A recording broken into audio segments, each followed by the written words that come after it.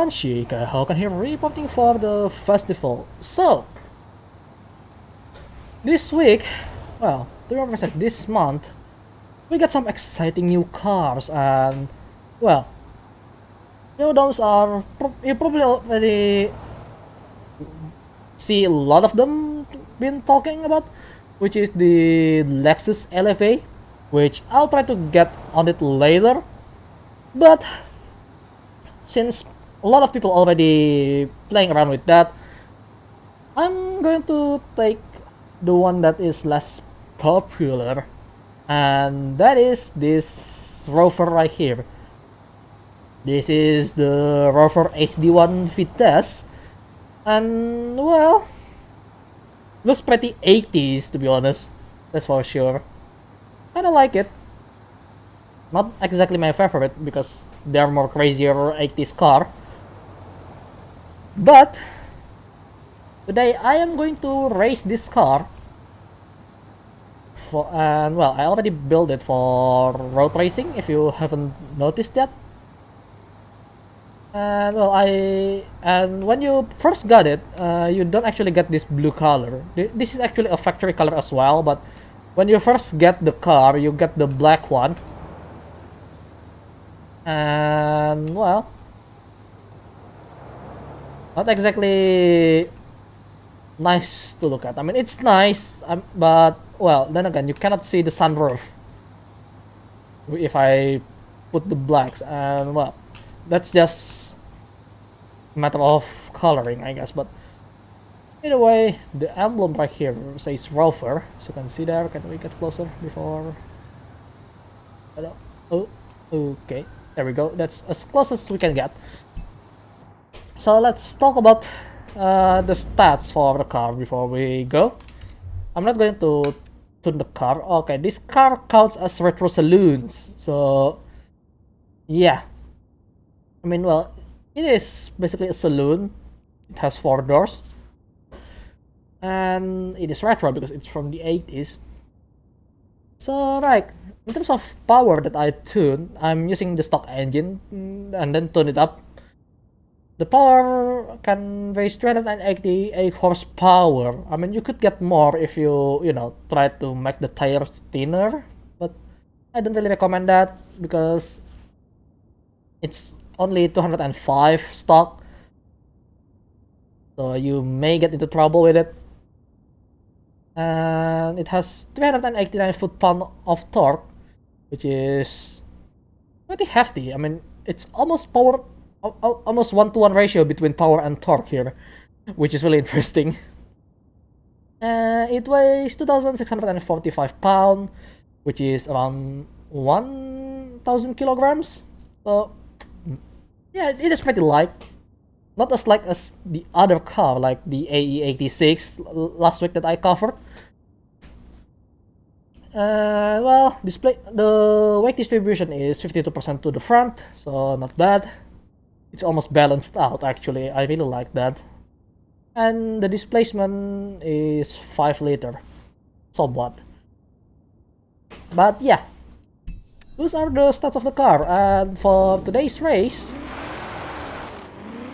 we're going to go with this particular circuit because I haven't done it for quite a while because the nature of the circuit. But then again, I don't do much races that often these days. I just do the dailies and the weeklies and the monthly stuff, and then record some videos, and that's about it. I mean, I do some online stuff, but not that often. Right. So we're going to go with the Holyrood Park circuit. It's 3 laps, high-speed oriented one actually, as far as I'm aware. And a tricky when it comes to the corner actually. I mean, the first 2 corners are fine, but then you came into a high-speed right turn corner, which is kind of tricky to be honest because it's a blind corner as well. So you got to be careful with this particular corner around here. And yes, we're fighting the likes of BMW E30 there. And well, this car is behave quite similarly to A86 in a way, but it's just heavier because It's British. British car, not Japanese car. Japanese cars are tend to be quite light, as far as I'm aware. And European and especially American are usually a little bit heavier. But it depends on the manufacturer for the most part. Oh god. Yeah. Okay, that was a high-speed corner actually. I wasn't paying attention that much. It's been a while. I thought it was this particular hard corner like here. So around the corner, it tends to want to throw out the back quite often actually. But then again, that's the nature of the car. Oh, I'm in the mid-pack right now.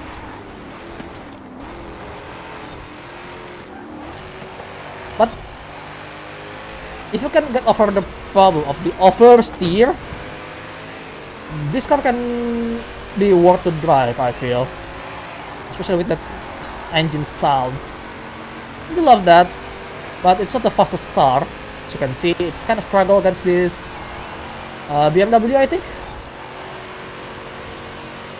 Because realistic maximum speed, it's not that high for the most part.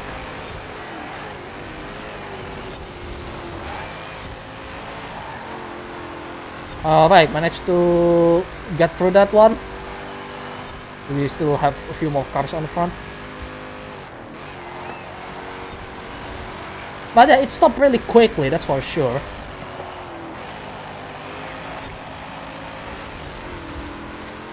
But you gotta be careful because the tire isn't exactly huge.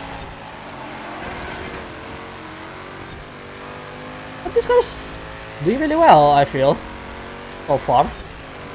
Like, it doesn't behave strangely.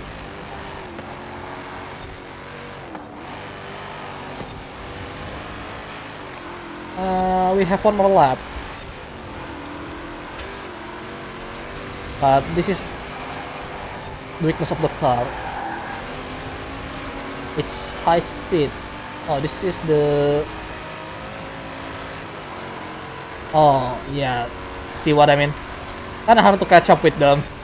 Because, despite the fact it has 388 horsepower, it's not exactly light. And not to mention, it has roll bar, so it adds some weight compared to what it's supposed to be. But around the corner, the car can catch up, but then again, yeah, that's a hard one to try to overtake. Woo, yikes, that was harsh. And there is a mosquito on my screen right now. I don't know why it decided to stay there. It's really distracting. Alright, we got into the podium.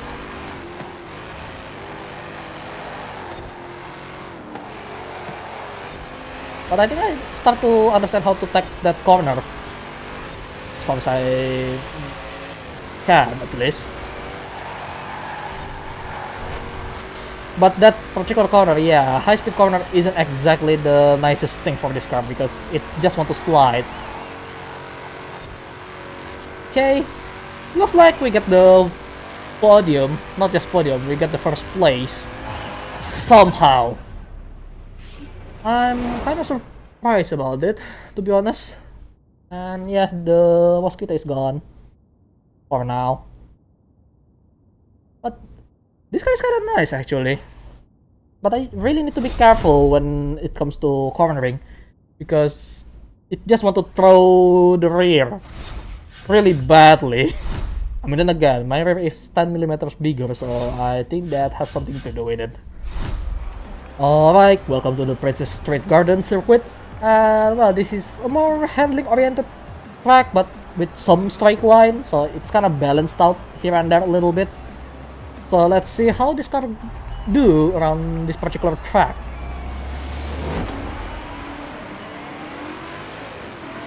Yeah, I don't exactly do race around here that much, but this is one of the trickier ones, to be honest.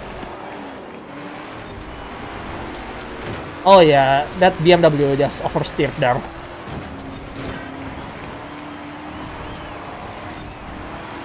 Yeah, that is really intense. Oh, the curve actually make me go wide there. Yeah, this particular track is really harsh for this car with the tendency of oversteer, so I may need to make the anti-roll bar from the rear a bit softer even with how the car behaves here.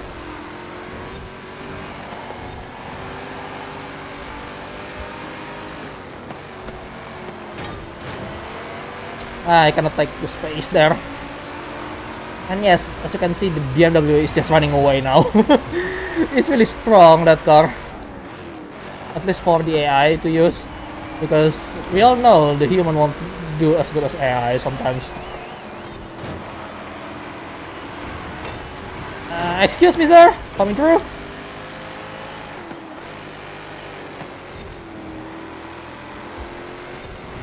It's oversteer again. Damn it. But yeah, the oversteer has become a huge problem around here. Especially with a lot of elevation changes around here and there. And then the curve as well. It really hates curve. But I can catch up with the AI around the corner. But then when we go to the straight line, things will change.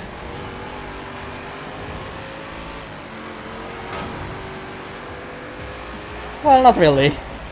I have the lead.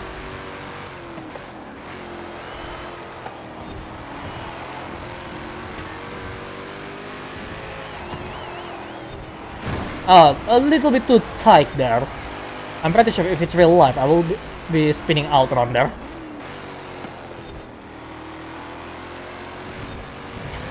Come on, there we go. Not the best corner that I've taken, but it's alright. Okay, I have to be careful because this car went too fast around downhill. Around here.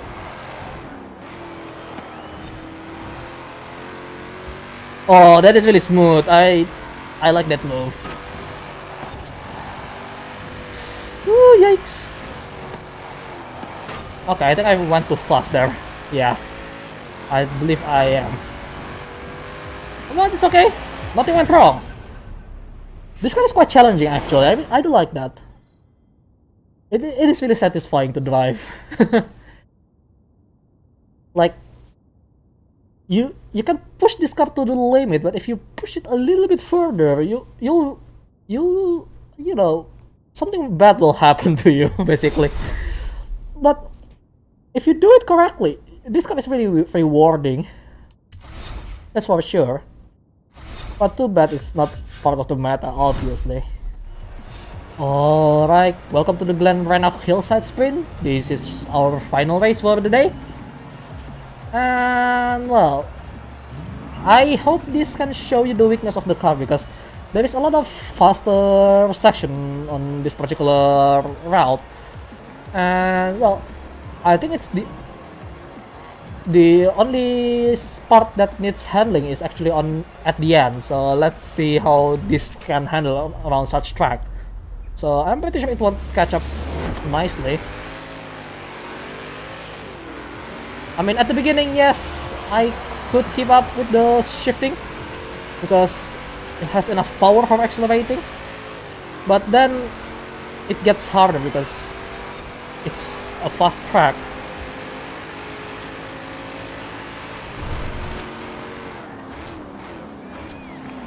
Yeah, that doesn't work right there.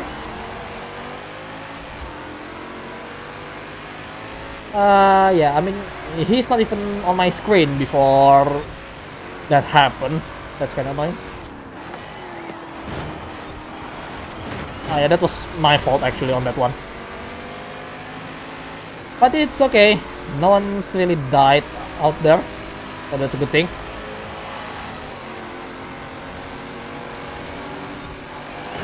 Oh god, the Mercedes is on our front. I need to brake a little bit because I'm kind of worried about the AI do something nasty around there. Okay, already 36% there. Oh, I missed shift there. Damn it. This Mercedes is defending really hard. Kinda annoys me. Yeah, I don't think I could keep up with them. This car isn't the fastest. I mean, it's still around 140 around this strike here. Strike-ish. Ah, yeah, that's not good. Oh, too much turn there. Yeah, if you turn too much, the car will start no, oversteer. I mean, I almost said understeer there, but you get the idea. So you don't want to turn too much, or else it will start sliding, which is not something you want, especially on this particular area right here. Understeer there, because I'm not sure what to do there actually.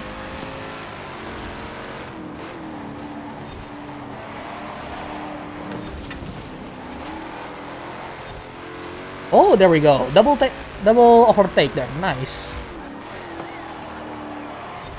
But I don't think I can get to the first position. But oh well. If I do it correctly, I think I can hold this particular position. Yeah, I think I could. At the end there, yeah, car is struggling on the straight line. That's where it failed basically. But also the other problem would be, you know, the fact that this car slides off really easily when you overturn the car. So you got to be careful with this particular car. But that's the fun of this particular car. I don't really care about winning at this point. I mean, sure, when there is something at stake, like a reward, a big reward, like, you know, maybe championship for example, yes, I will try to be competitive on that one. But if it's just like this, you know, just having fun like this car is really fun. So yeah, I will recommend you to try to bring this on ranked match. But if it's just an online adventure, just a regular one, you can play with this car, and it is really satisfying to drive one of these, because all the precise movement that you need to do has to be quite precise. I mean, not entirely precise, but oh, as you can see there, made a mistake there a little bit, and it just slide off. So you got to be prepared with that stuff. That's why this car is so satisfying to drive. I love it. I mean, look, that's what happened if I try to turn the steering wheel too much there. If I steer too much, yeah, that happens. But other than that, cars is really nice and satisfying. And yeah, you know what, before we go, let's end this with a single wheel spin roll and see what do I get. What is that legendary car there? I don't think. Well, it's just a GTR Le Mans, but 5,000 again, as usual.